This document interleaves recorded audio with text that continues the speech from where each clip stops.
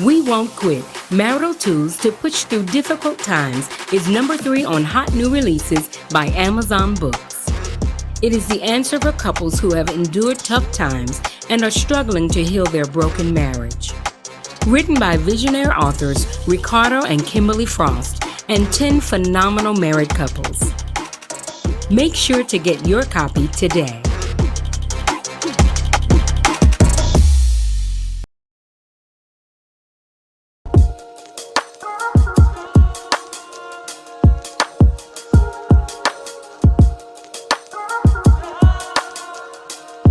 Even with love, there's some things that we gotta face.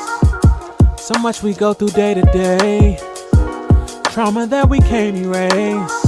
Jesus, we need you to take your place. So come right in, we need you within. And with your love, we know we can win. Yeah, we know it ain't always easy being in this, and I know I'm not the only one. Let's talk about it. Let's talk about it.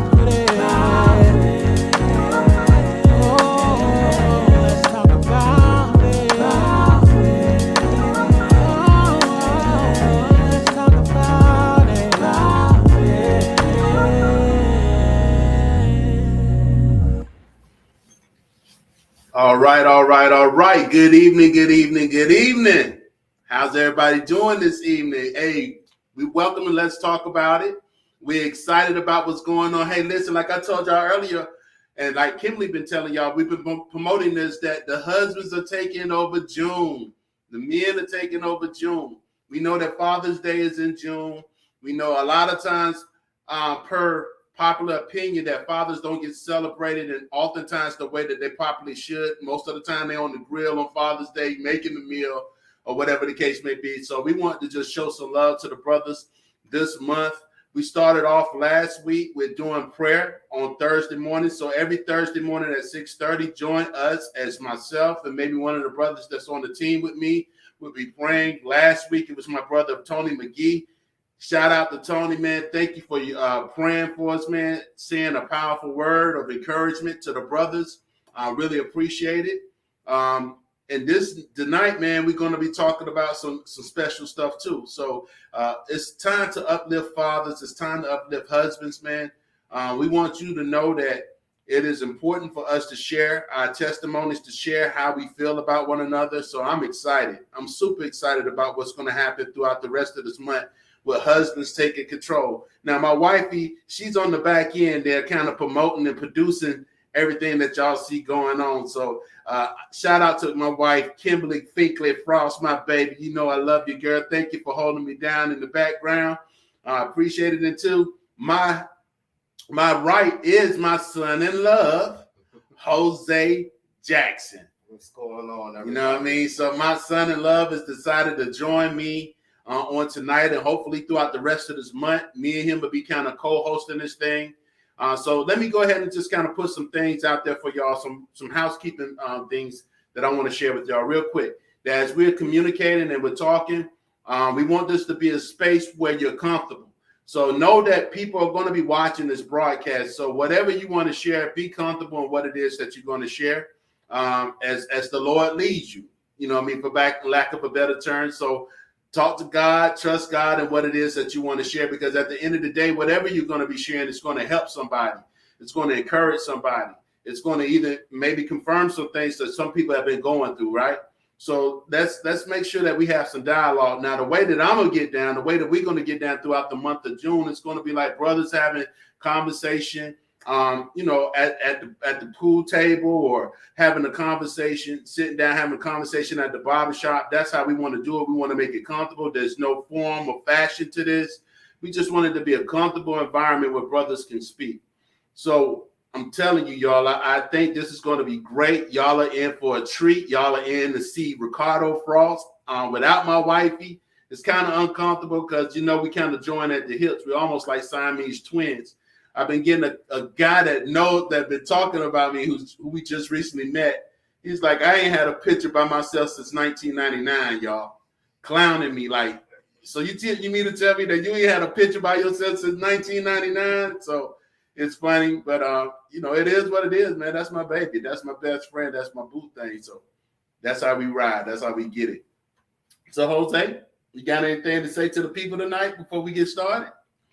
Well, let's have some fun. Let's have some combos, just like FaceTiming your homies, your boys. That's what we're here for. Let's all feed off each other. That's the point of being here. Grow through speaks, through words. Let's encourage each other. Let's grow. Let's get it. Let's get it. Let's get it. So listen, man. Thank you for that. That whoever said that about the shirt, man. Hey, listen. My wife would be trying to put me on with this type of stuff, man. So I'm trying to change it up. You see the braids now and all of that stuff. Shout out to my man Mark, and all of y'all that's on tonight, man. Appreciate y'all. Don't log off. Don't log off. I promise you, it's gonna be good. It's gonna be real good. All right. So I need y'all to stick in there with us. All right. So we also got another special guest that we're gonna bring to the stage before too long. You know what I mean? But with me saying that, this brother has been very special. We've been knowing him and his wife and his family for about, I don't know, maybe 15 years. It's been a little minute. But they good people. My man is a retired Master Chief from the Navy. He just recently retired, and he's doing great things in real estate now. And this is the great thing about this, y'all. My man brought me for my birthday this hammer. Y'all gonna be seeing this hammer a lot. Trust me, this is gonna be like my Thor hammer, right? And on the hammer, right, you got my birthday. He talks about, shouts me out with the birthday. But if you had other angles, if I had other camera angles in here, you'll see that it had a panther on there to represent the Carolina Panthers. You know how we do, baby. This is our year. We getting it down. We going down Super Bowl. I'm just playing. I don't know about this year, but maybe next year. But we getting there. And then he got a lion on the top of this. And so y'all know what we've been talking about since the last 2 months now. Ferocious faith. November the 10th through the 12th, 2023. Houston, we have a problem. Ferocious faith is going down in Houston, and our representation of ferocious faith is, of course, the lion, which we also know to be the Lion of Judah. And so y'all know that if you want to be ferocious, if you want to be ready to just go to war and be in battle, the lion is one of the main things that you want to look at and take as your spiritual animal, right? To be able to make that thing happen and devour whatever the enemy may try to come at us with. All right. So without further ado, one other thing I want to tell you before that, y'all see, shameless plug. We hadn't talked about this in a while. We Won't Quit. This brother and his wife is also one of the co-authors of the We Won't Quit series, right? So before we bring him on, I just want y'all to check out this little commercial break that we have about We Won't Quit. We ain't forgot about it, y'all. A lot of these books are going to be there in Houston with us. And guess what? We're going to have the pleasure of having every co-author and author, myself and Kimberly included, to be having a book signing in Houston, which is going to be super dope, man. We get an opportunity to sign books, to share our testimonies live, to be able to talk to people, to share what we've been talking about, how we came together to make this thing happen. So y'all are in for a treat, man. So stay tuned.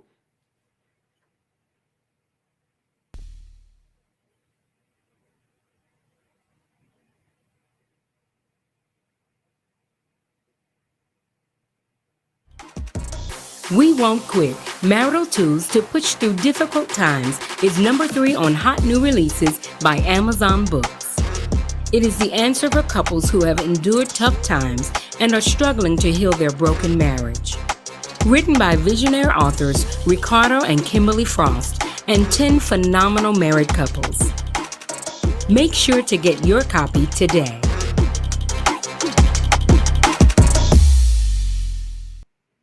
All right. Remember, make sure to get your copy today. But without further ado, man, we bringing on my brother OJ. What's going on, bro? What's going on, fellas? Hey, man, How I definitely appreciate it. How you doing today? Man, everything blessed, man. I can't complain, man. God is good, man.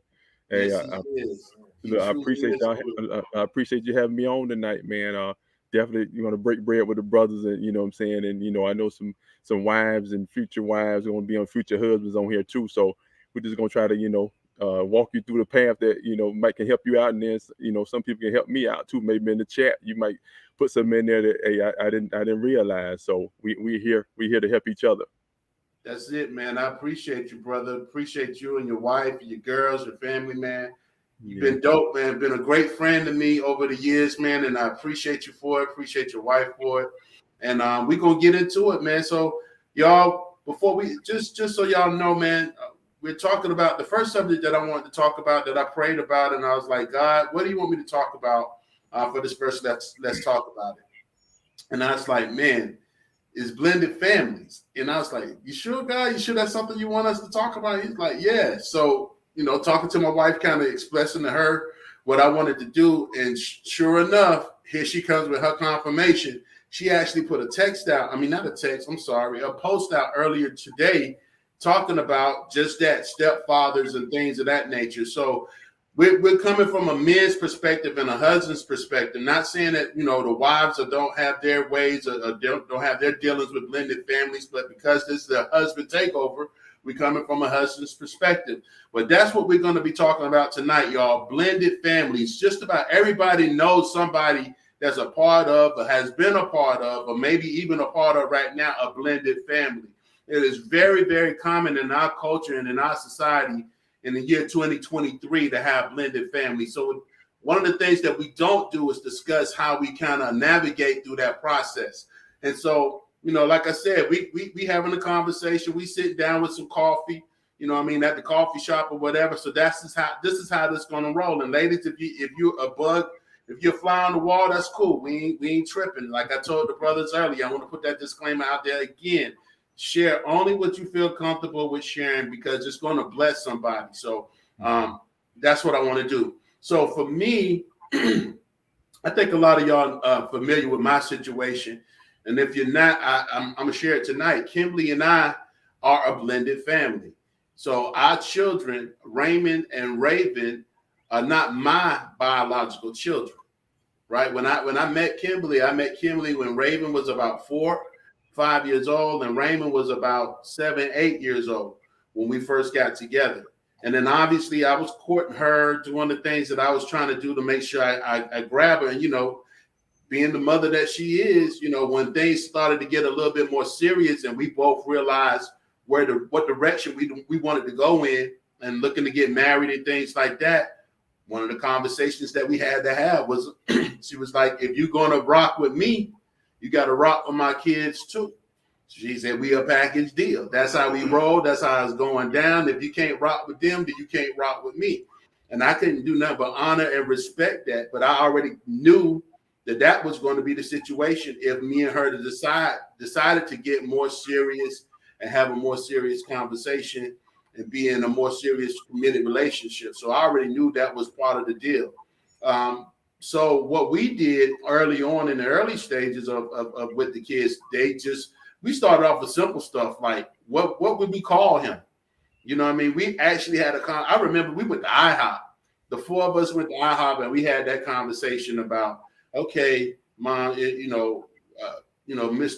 Rick or whatever, he's going to be staying with us. He broke it down to them, let them understand how he was going to do things and how things were moving forward. And they were like, well, what should we call him? And I remember, I think I said it. I'm an old Sanford and Son junkie. I used to love Sanford and Son back in the day, and I thought about Pops. I was like, y'all can call me Pops. I said, I'm cool with that. And so from here on out, that's what it's been for the last 20 some odd years.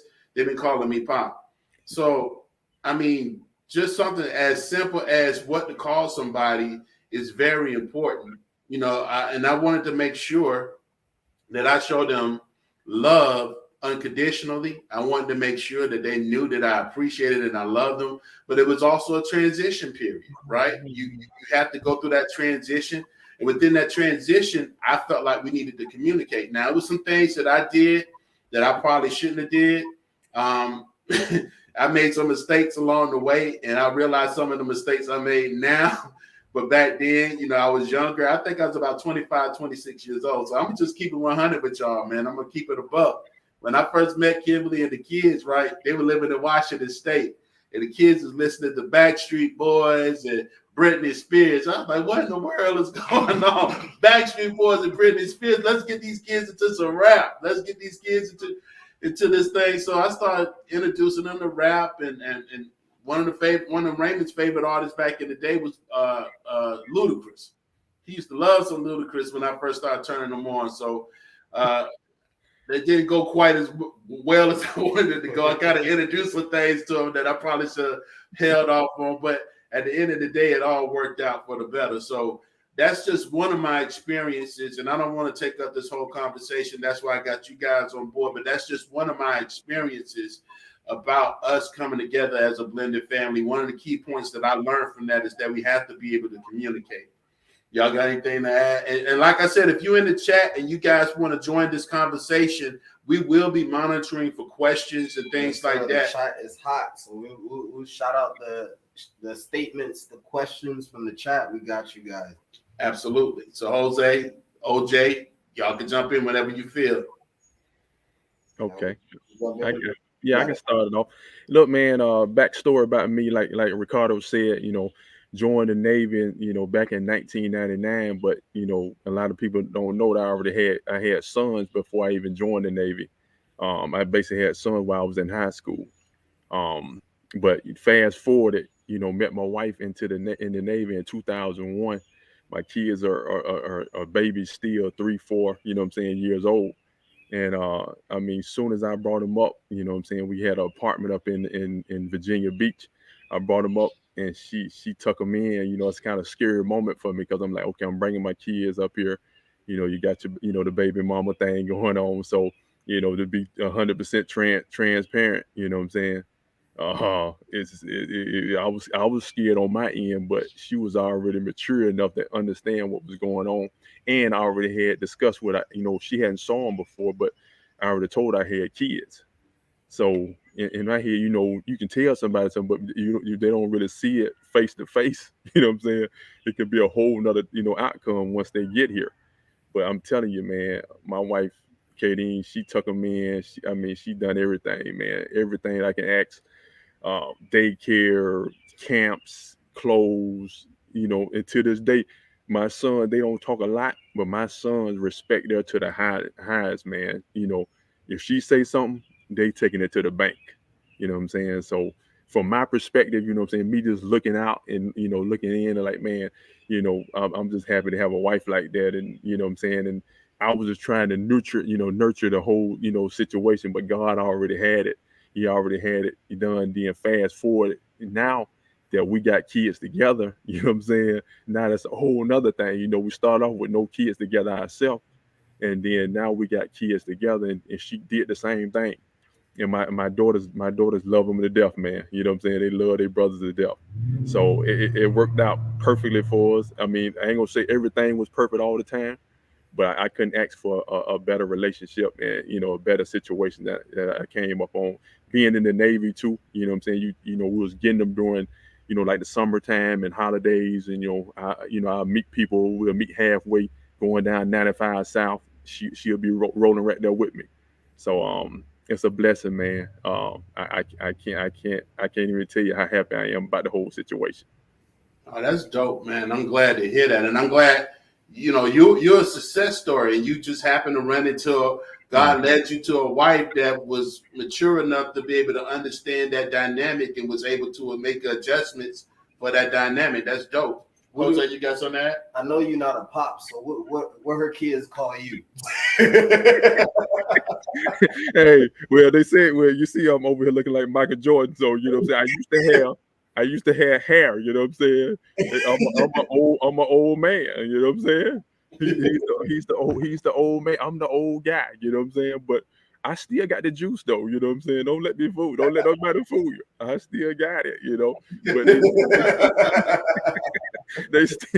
they still look at me like, Daddy, you used to have hair, man. You used to have waves.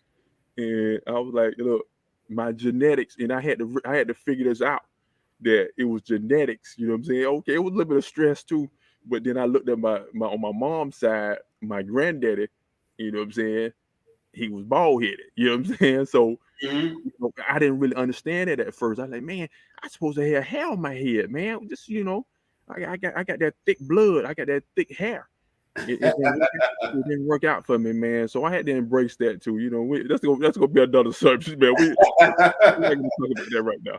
You know, Hey, but you know what? That's the thing right now. So you know, bald heads is like a norm now, man. So you know, you go bald ain't no thing. Everybody just take the razor, just take the rest of it off. But look, I see an interesting question in the chat, and this is one that I think a lot of parents to this day still have issues with, and try to come up with a way to do it. So the question is, how did you, as a non-birth parent, handle disciplining your children? Okay, let me speak from my perspective. Being that I'm the husband that didn't have the children, that they're the stepchildren to me. So Kimberly and I had some conversations about how we would discipline the kids, and she allowed me to discipline the kids early on. So I would spank them or whatever. And let me just give y'all that the dynamic for me is that I'm from South Carolina as well as OJ. So I'm cut from an old school type cloth. I'm one of them type of dudes, man, that I grew up with a grandmother that would take an extension cord, and not just a regular extension cord and whoop you with the extension cord, but she would braid the extension cord up. And then I grew up in an era where they said that they ain't beating clothes.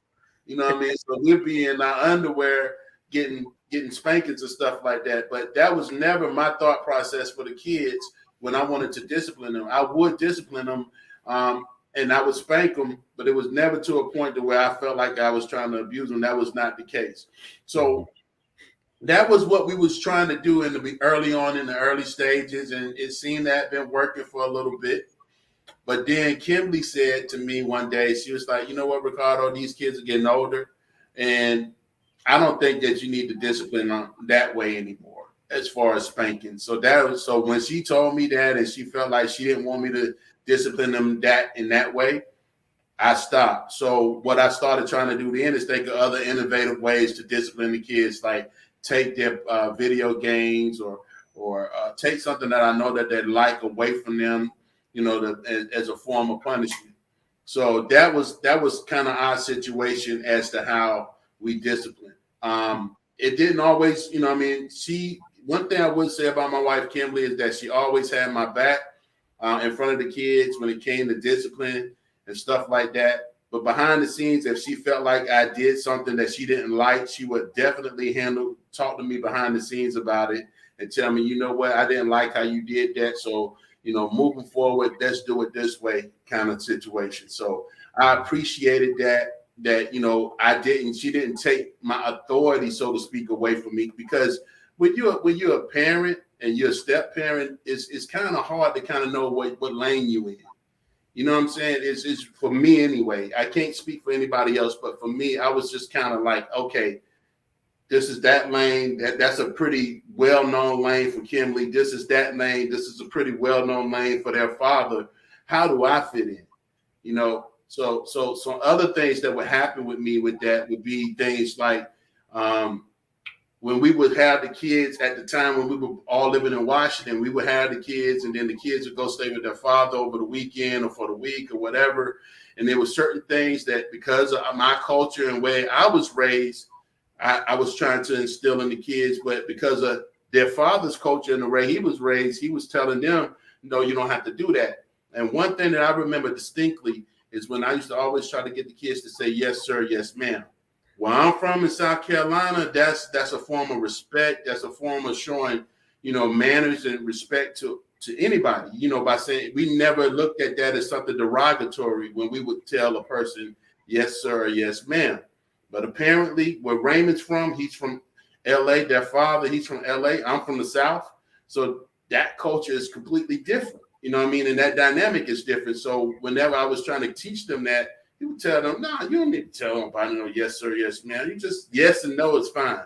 And so that was a thing that me and him had to have a conversation about, and all of that. It's just, that was a dynamic that was difficult for me. I had to try to make adjustments. And so I felt like whenever adjustments needed to be made from the step parents' perspective, I was the one making the adjustment. You know what I mean? I wanted to make sure I accommodate the wishes of Kimberly. And I also wanted to make sure that I accommodated the wishes of Raymond. So that kind of left me with whatever my little values and my little thought processes was kind of third party, right? So, and then me and Kimberly would talk about that And I would share that with her, and she would have understanding of that. And then sometimes she would kind of intervene for me with their father, like, look, this is what we're doing over here. I don't need you letting when the kids come over here, kind of changing things around a little bit. So that took time. That didn't happen overnight. So I will tell y'all this, so that before, let me cut to the end of the chase. The kids are grown and have been grown for some time now, but over the years, at the beginning, me and Raymond their father really bumped heads.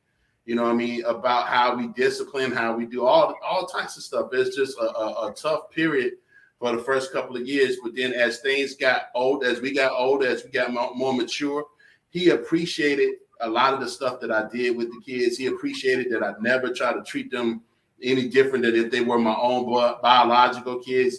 We got grandchildren now. He tell me, this is the kind of relationship that I have with their father now. On Father's Day, he'll text me and tell me Happy Father's Day as I text him and tell him Happy Father's Day. That's where we at now. It by the grace of God, it took time to get there. And so I'm gonna be honest with you. I know, like I said, I'm gonna keep it 100. I know that we talk about God and all of that, but when I first met Kimberly, I wasn't saved. I was in a backsliding state, so I was wild and doing all kind of crazy stuff. So I wasn't looking at God being a part of the solution, even though he was. You know what I'm saying? Even though he was a part of the solution, I wasn't looking at him being a part of the solution. I was trying to handle everything on my own. And so that's why I know that I missed the mark a couple of times when that thing happened. So anybody else got anything to say about that? Yeah, that's awesome, man. I mean, that's like you almost can write a book on that, man. But that's real stuff, right? I like to say a lot of man and husband and I guess baby daddies, they they don't want to talk about it, but this is real live stuff that that's usually it might be a 2 or 3 relationship, then you finally God set you up with the right relationship, and then that that woman or man might already have kids, and the situation can get real, it can get good, or it can be a bad situation because the kids can turn that situation because like you say, I'm a mama's boy. I know, Ricardo, you said you're a mama's boy too. You know what I'm saying? So if a kid's saying something, and then the other side gonna be like, hey, I can't believe you said that to my my son or whatever, or my daughter. It can get ugly. So as a man, I mean, I guess we just got to sit down and talk about it and make sure we on the same accord. And when we first start off with it, because it's all fun and games at first, and then once everything started rolling, you didn't got so in deep to it. You're like, oh man, this I don't know how we're gonna get through this. You know what I'm saying? But I think the biggest thing for us is talking about it, praying about it, because when you bring that other side in, I mean, you're not just messing with just one sided, then you got the other parent side of the family too. You got to deal with the other side of the family, so you got to know how to deal with them too. You know what I'm saying? Right. It's not just the daddy or the mama. It's the grandmother, the grandfather. You know what I'm saying? The good thing about it was, on my part, I had it. It was kind of rocky at first, but I kind of came, and the granddad and the granddad, they always held me up high, man. They was like, look, OJ, what you want to do? You want to come get them? How you want to do it? You know what I'm saying? I'll meet you halfway.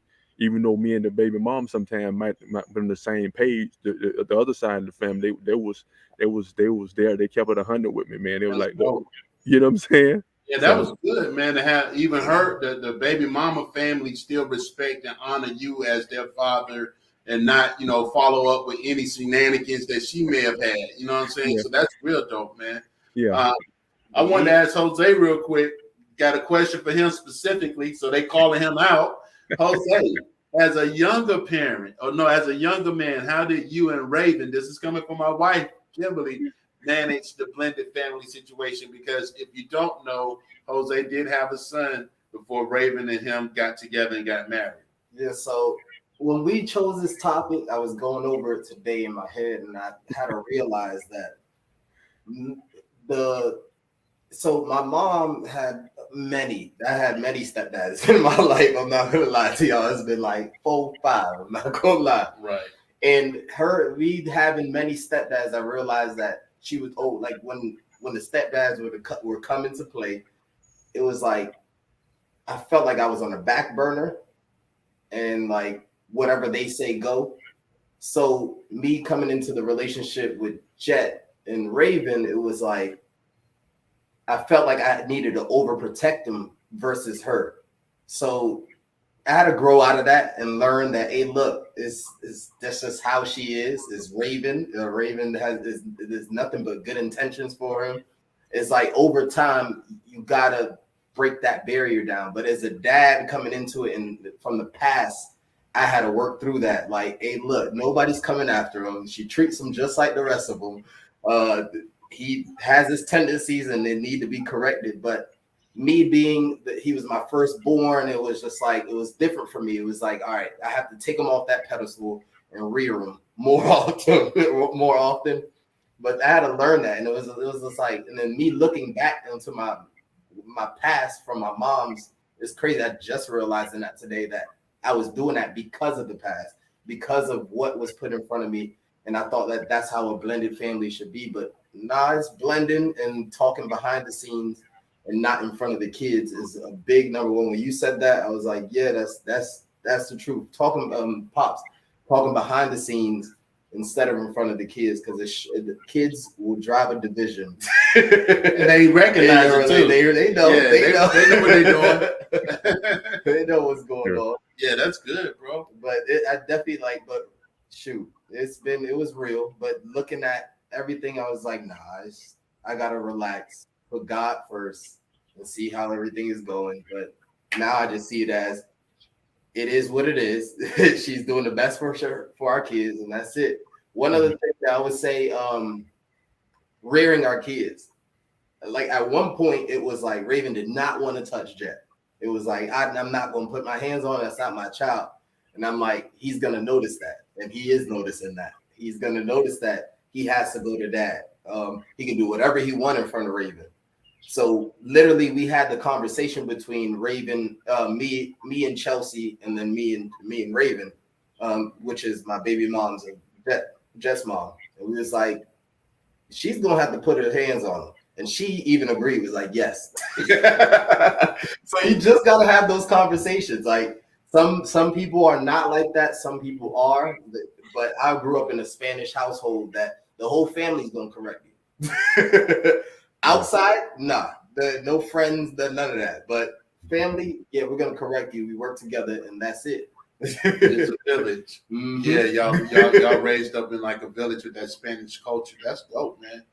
Thank you for sharing that, man. I think a lot of people learn something from that, especially being that you're, a younger guy, and the way that y'all navigating this, which is, I think y'all do a great job. We see Kimberly and I see you guys all the time, and you wouldn't know if Jet was a step kid or not. Everybody know if you didn't know y'all. You know what I mean? So, I think y'all do it gracefully, do it with love, man. Y'all do a great job, man. And to be so young on top of that. So I'm glad that you said that. For me, one of the things that Jose said that I want to piggyback on is that, you got to pray, you got to talk to God. But for the first, I think me and Kimberly, when we got married, I know both of us were in backslidden states. So we wasn't thinking about God as far as having his hands in our life. So we were just kind of navigating this thing off our own experiences, off our own limited knowledge. And a lot of times we was getting it wrong. I know I was, but it wasn't until we started going back to God, rededicating our life to God. And that's really, we were stationed overseas when we started hearing God talk to us and begin to, minister to our spirit and to our heart. But we really got into it deep when we got back to Virginia. And so when we got back to Virginia and we joined the church and things like that, man, life just began to change because I started doing things like, for example, I'm gonna put Raven out there on the spot. Because Raven, really, I'm be honest with you, when it came to the two kids, and this is something that I think everybody should listen to, and this is something that I learned anyway. You cannot cookie cut discipline. You cannot cookie cut that for every child. Every child is different. And so you have to raise them different based on their personalities. Oh, okay. And again, the way that I came up, if we all playing in the room and a vase break or something like that, guess what? Everybody getting a whooping. It doesn't matter that I might have been sitting in the corner minding my own business, playing with the Etch-a-Sketch or something like that. If I'm in the room, I'm guilty with everybody else, and so we all got whoopings. You know what I mean? That's not the great way, the best way to parent handle a situation, and that's not really fair in that sense. So you have to take each one of your children. Obviously, you want to lay down a foundation like, hey, ain't no stealing going on. So if you steal, you're going to get a whooping. If you steal, you're going to get a whooping. That's a foundational thing that you want to make sure you lay down with your family in general, having that foundational disciplinary actions. But then you got to think about and take it to the next step where you start to look at the different personalities that these children have, right?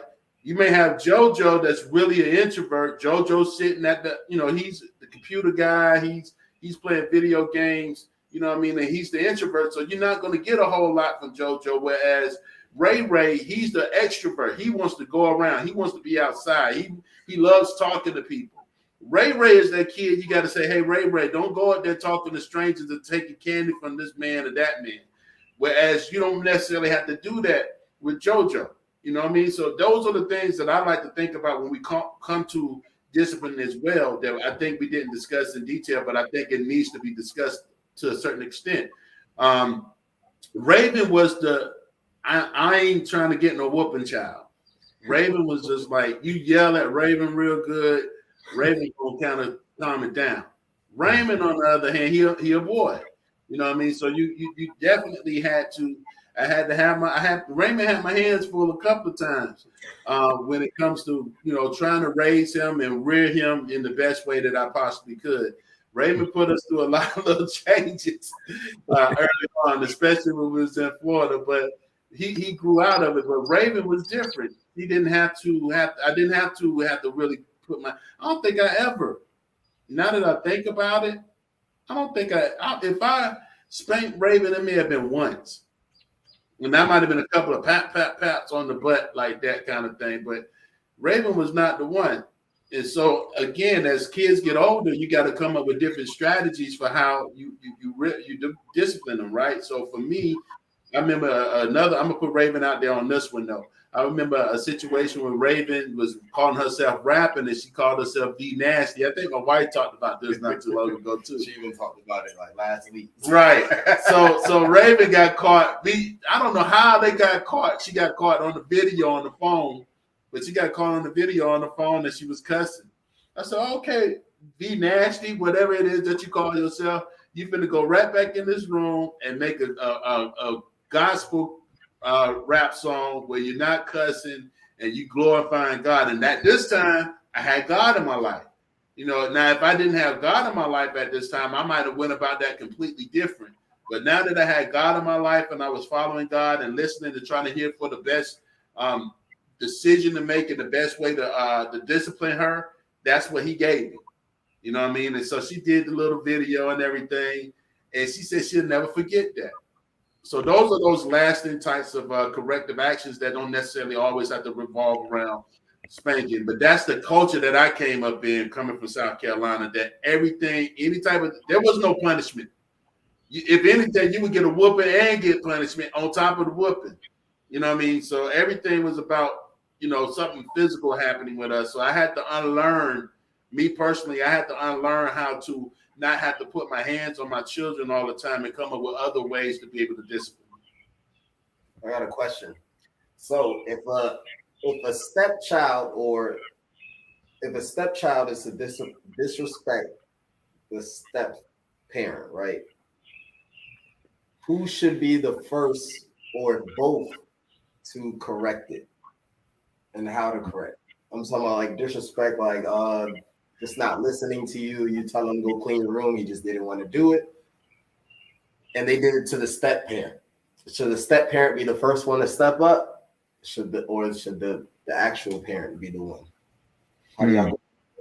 For me, if I can answer that real quick, and I'll be quick about it. For me, I think that the step parent should, because when you come into the relationship, that's one of the key things that you need to have. If you know you have children from different parents, from different other parents other than yourselves, y'all need to have that conversation already about how we going to discipline and when we going to discipline and stuff like that. So for me, if a child that's my stepchild disrespects me or does something that's disrespectful, I have to handle that, because if I don't and they see me go to the other parent, they're gonna continue to disrespect because it's gonna be, oh, but they ain't gonna do nothing. The only thing they're gonna do is go run to the father or to the mother and wait for them to tell them what to do and how to handle me. That's Yeah.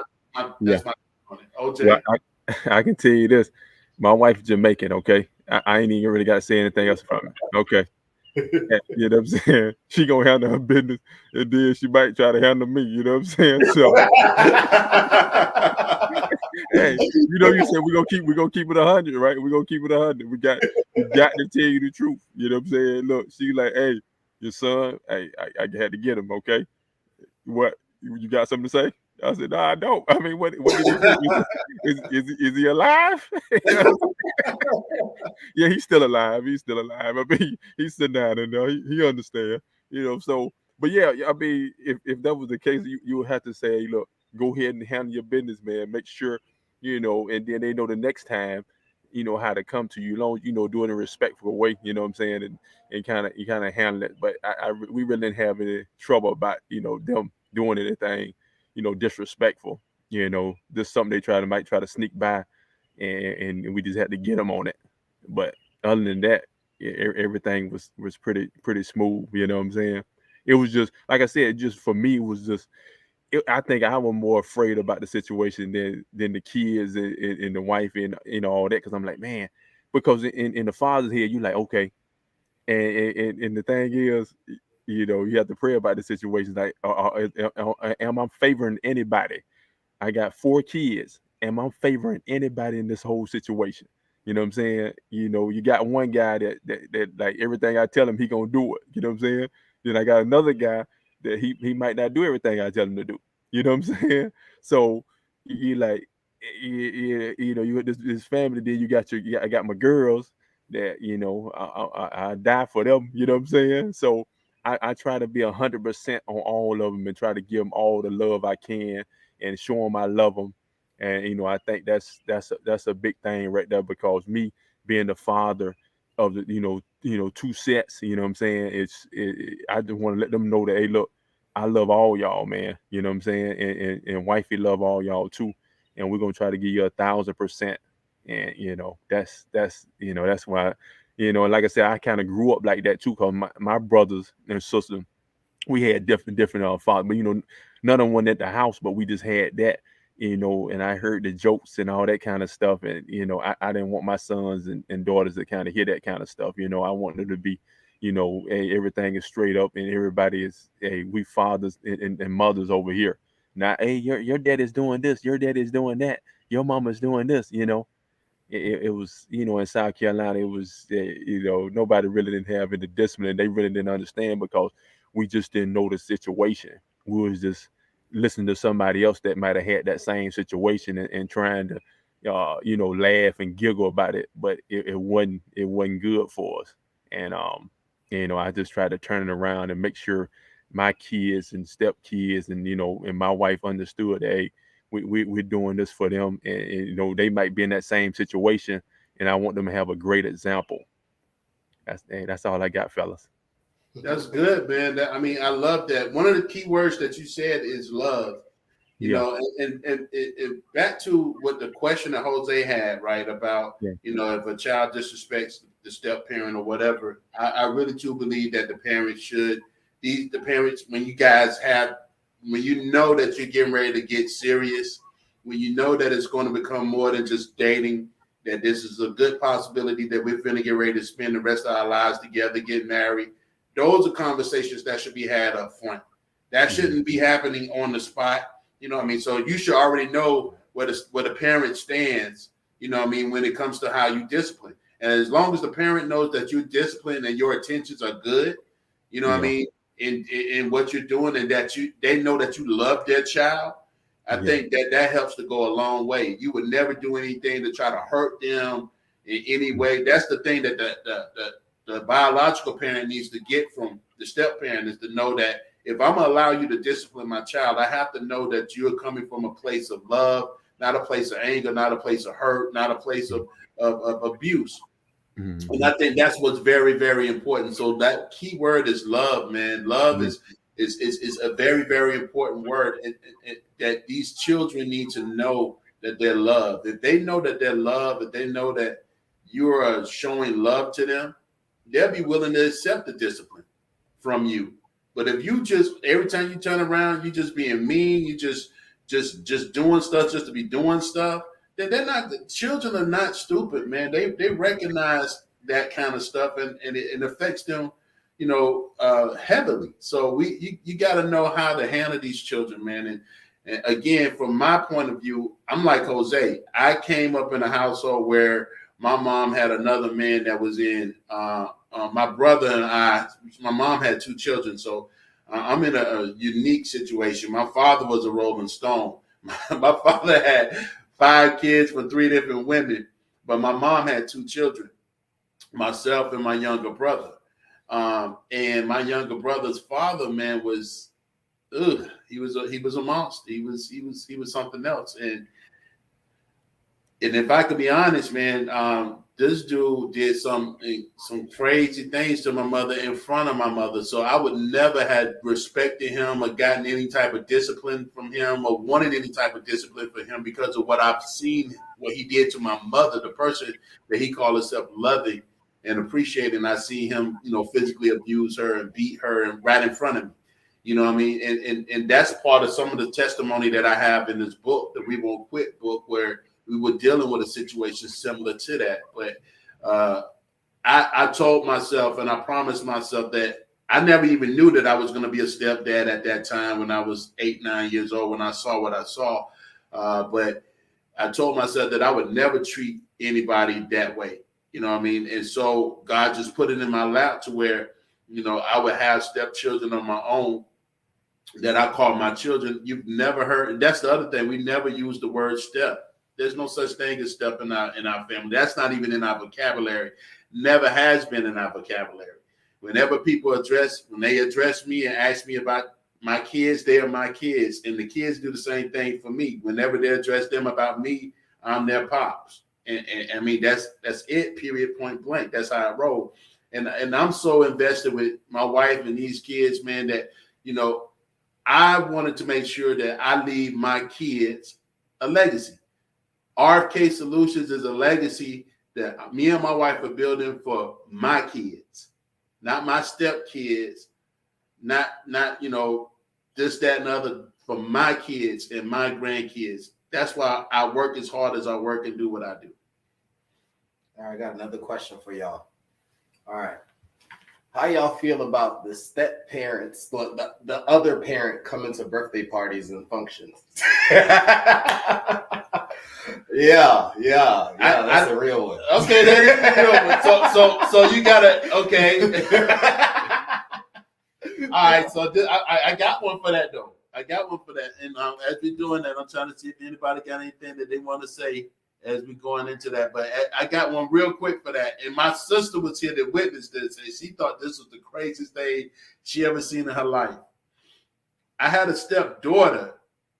I was previously married before I married Kimberly, and the woman that I married had a daughter as well. When I married her, the baby was about 9 months, 8 or 9 months. So I was the only thing that she really knew as a father.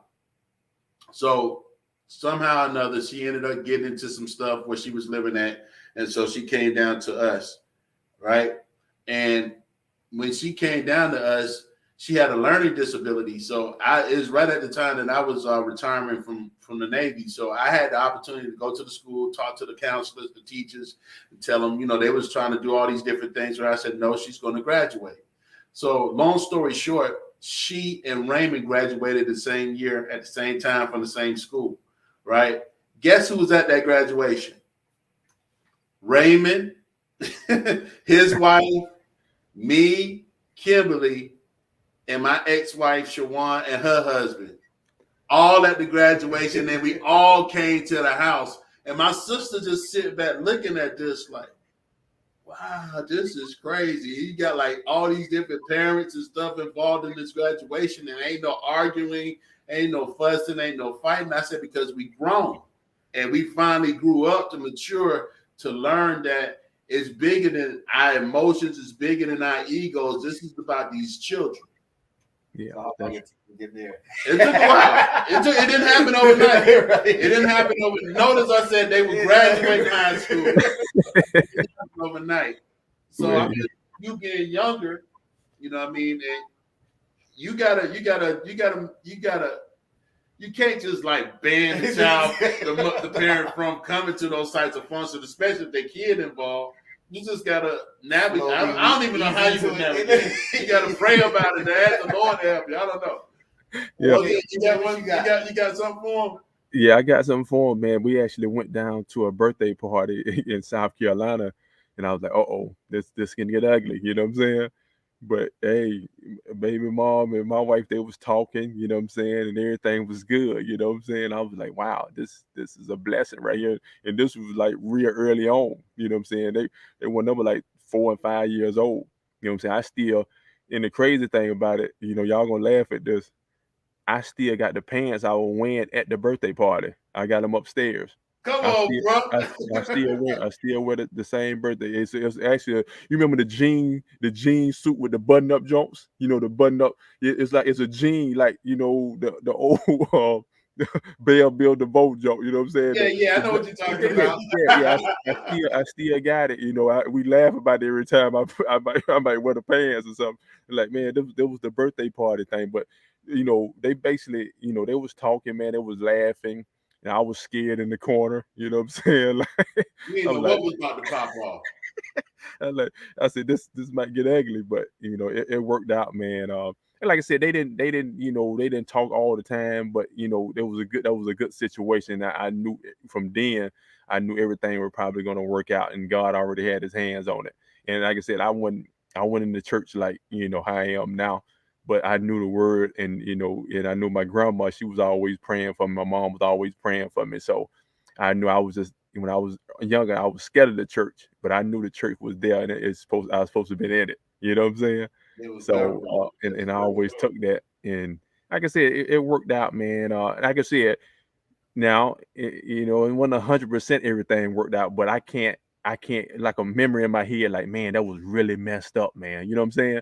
Yeah, we had some messed up time, but it wasn't like nothing stuck in my head to say, hey, we couldn't get through it. So, I love it, man. My kids are 25 and 24, my sons, and they still like little babies to me.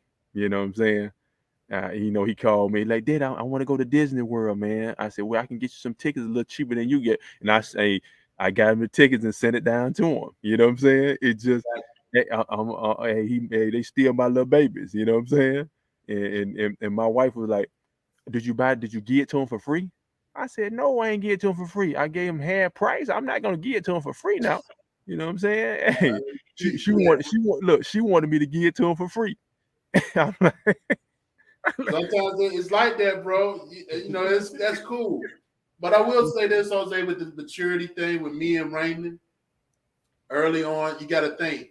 When we were younger, I think I met Kimberly, I was in my mid-20s, and Raymond was in his late 20s. So we were still young, testosterone and all that stuff, the whole 9 yards, right? And then I wasn't in the church like that for real. So, you buck up at me, I'm going to buck up at you. So it's been some times where we don't got in each other's face, but it never got physical about the kids. But it's been like once or twice where we actually came close to kind of getting into something physical, but it never actually happened.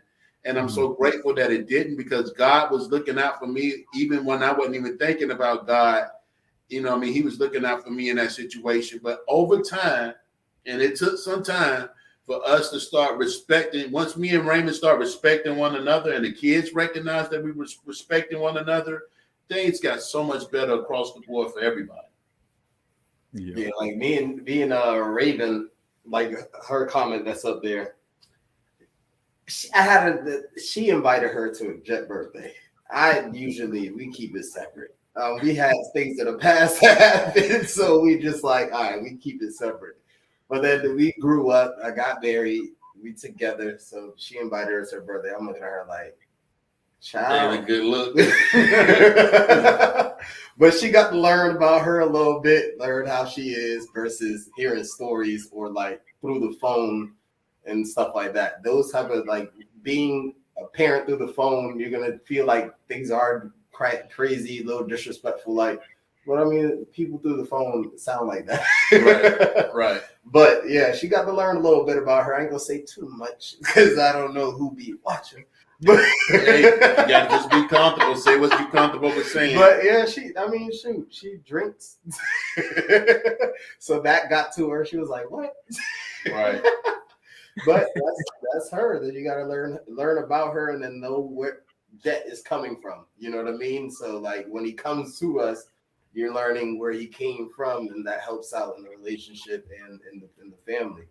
But yeah, we've been through it. I think that just keep praying, man. You know what I mean? And one thing that I would say about with your dynamic, knowing that I know you and knowing that I know y'all dynamic, I love the fact that y'all are coming together as a family in the church and putting God first. And, you know, again, that took me some time. You know what I mean? I wasn't thinking about the church. I wasn't thinking about that at y'all age. You know what I mean? I probably didn't really get into the church until I was in my mid 30s. Early 30s, about 32, 33 is when I really started kind of really getting involved in the church. So for that to be on your foundation, everything else is going to fall into place because God is going to set it up in a way to where, you know, things will get better. Now, you can't, you know, when it comes to the baby mamas and the baby daddies and what they do and how they do things, you know, this is something it's a challenge, but you got to trust God in that challenge. Now, I got a question for the both of y'all. And this is a what if question, you know, because I want to say this before we get ready to go off the air. What if your baby mama was not saved or didn't even know God and didn't want anything to do with God, but you're teaching your child to have biblical and godly principles? How does that work? And God on the weekends. We go to church.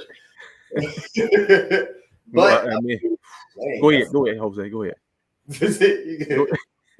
Go ahead, Jose. Go ahead. Well, technically, her mama makes them go to church if I don't get them on the weekends. So I'm thankful for that. Even like before, I got super saved. You know, I got in the car accident, and now I can't get enough of God. I ain't gonna never part ways from Him, and it's just been different ever since then. Even Jet understands how much God is influenced in my life, and he's seeing that. And that's what I love about it. Like he knows. Now I don't even like any other music but gospel. It's weird. Gospel, Christian rap, I love it all. And then Raven's like,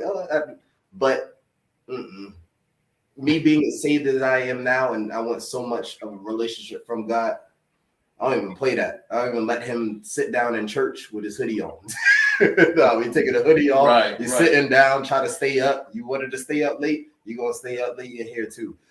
Exactly. But yeah, we going to church now. That's beforehand, I probably would have been like, it is what it is. But now that I will fight to get them on the weekends if she weren't so into God. But she's not really into it. But you know what? Kimberly just made a great point. She said that the child, because of the stuff that you're introducing your child to and the influence that you're having with him, the child might be the person that influenced the parent that's not saved to become closer to Christ. So you never know how Jet is going to be an influence on Chelsea later on, if not sooner, to be able to have her change her ways possibly. You know what I mean? So that's dope. That's dope. I like that. OJ, you got any final thoughts on that? Now, I've been saying, I just think we kind of introduced them, you know, from a young age. And, you know, like you said, I'm glad, you know, Kadeen came from a background of, you know, going to church and, they stayed in church all day. You know what I'm saying? So it wasn't nothing to her to go for an hour or two at a church. So just not, to turn that all around and say if she wasn't in there, it'd be, I don't know, because, you know, the flesh get to me sometime. I'm like, man, I don't want to go to church today, really. But, you know, my wife like, no, we going in this church, you know what I'm saying? So I'm just so happy for her. And then my sons, you know, when they, you know, like I said, I used to get them during the summertime, you know, during holidays, and, you know, they kind of carry on when they went back home. They're like, hey, Dad, I'm going to church, you know what I'm saying? So, you know, I'm just so happy that we kind of instilled some stuff into them while they was up here, you know, for us going to church and, you know what I'm saying, and knowing where they blessings and all that stuff come from. And I, you know, I try my best. I send them a Bible verse at least 5 times a week. You know what I'm saying? Everybody get a Bible verse. You know what I'm saying? So you might not be in church that week, but you're gonna get a Bible verse from me. And so we done went through the Bible at least 15 times now. You know what I'm saying? You like, hold on, I ain't never, you read the Bible before. You did. You know what I'm saying? You didn't read it all at once, but we chapter, verse by verse, we didn't got it done. So yeah, man, it's a blessing, man. I like that. I like what you just said, man, because because the parent, especially when children get older, because and they got their own cell phones and stuff like that, because the parent may not be somebody that's following God or with God at that moment. You can always still send text messages or send videos and things like that that's going to give them that exposure even when they're not with you. So that's real dope. That's a good look. And I mean, for us as husbands, man, for us as fathers, that's our responsibility. God holds us accountable for that. You know what I mean? So, and with us having all this technology and all the stuff that we have available to us, there's really not a whole lot of excuses that we could give to say, well, they don't live with me. But God's like, yeah, I know they don't live with you, but you got FaceTime, you got Facebook, you got all these different platforms that you can use to kind of let them know about me. And I'm going to take care of the rest. So you start planting those seeds, somebody else is going to come in and water those seeds. And then at the end of the day, God still gets the increase. So I think that's how it is. I want to leave y'all off with one more thing. This week I've been reading the book of Exodus. So I didn't really understand where Moses came from, but Moses was very much raised in a blended family. His mother gave birth to him, had to give him away, hide him in the Nile. Princess of Egypt found him, raised him, and then from there the Pharaoh wanted to kill him. He ran away, and then was raised with helped with what's her name, Zipporah, which ended up becoming his wife. And one important thing that I remember from there, when God asked Moses to go get his people out of Egypt, he asked the man that his stepfather, technically a father-in-law, he asked his father-in-law, "Can I go back home?" And I was like, dang, he really asked. That's not his dad, that's not his stepdad, that's father-in-law that he just lived with. He asked him, can I go? After God already asked him, it told him to go, and that stuck with me for a long time. So just remember, we are in blended families, and anything is possible. Absolutely. So listen, y'all, we can continue to discuss this. It's like 5 after 9. We can continue to discuss this for years to come. But I think this is a good subject for us to start off with. Everybody that's watching, please, if you want to let people know about this, let them know that the month of June is going to be Husbands Takeover Month. We're going to have conversations like this. I hope the information that we shared was helpful. I pray that we were transparent enough that you were able to receive anything out of it, because out of our testimony, people are blessed, people are saved. You can't show anybody your scars without being able to pull the band-aids back, right? Yeah. So I'm grateful for my son-in-law being right here with me and loving the fact that he's talking about Exodus, right now, and talking about the life of Moses. And always my partner, OJ, man, has been there for me from day one. So I appreciate it. Thank y'all for logging in with us. I see that y'all stayed on. I didn't see the numbers drop too much. So hopefully we said something that made sense. Hopefully we said something that blessed you. And we're going to continue to do this for the month of June, y'all. I do miss my boo thing, though. I ain't going to front. I do miss my boo thing. It's cool having my son-in-law with me and my partner with me, but I do miss my boo thing. But this month of June is going to be us. God is going to share some more amazing types of revelations and more amazing types of opportunities for us to just share what he wants to see us as husbands, as men of God, of men that are looking to seek God, and how we need to operate and react. So I'm not going to keep y'all. I love y'all. Thank you for rocking with us, as we always, like I always say, and this is a community, y'all. This is what this is really all about. Having a place where you can share your heart, having a place where you can share your testimony and not feel like you're being judged. Understand that it's all coming from a place of love, because we love y'all and we thank y'all for being with us tonight. So, hey Ricardo, one last thing. Look, Get your tickets, man. Houston, here we come. Yeah, get your My tickets. man, You know my we gotta man. be- Listen, if y'all want this and like this on steroids, because we're gonna separate the men from the women, and we're gonna have our own little shindig and powwow in Was that Houston on the Saturday? on a Saturday. This is where it's at. Like OJ said, get your tickets. I think the link is scanning across the bottom of the screen, rfk.com/ferocious faith. If you go to that link, you should be able to go directly to the Ferocious Faith webpage and get all the information that's needed. You'll learn about the speakers, you'll learn about their bios, you'll learn about hotel reservations and all of that stuff from that page. So again, thank you, OJ. Get your tickets, y'all. If y'all want to see some more stuff like this on a greater scale, get your tickets. Come on in and come back. Let's go. Appreciate you, bro. So without further ado, if y'all don't have anything else for us, we don't got nothing for y'all, nothing but love for y'all, and we appreciate y'all. Thank y'all for rocking with us. We love y'all. Y'all take care.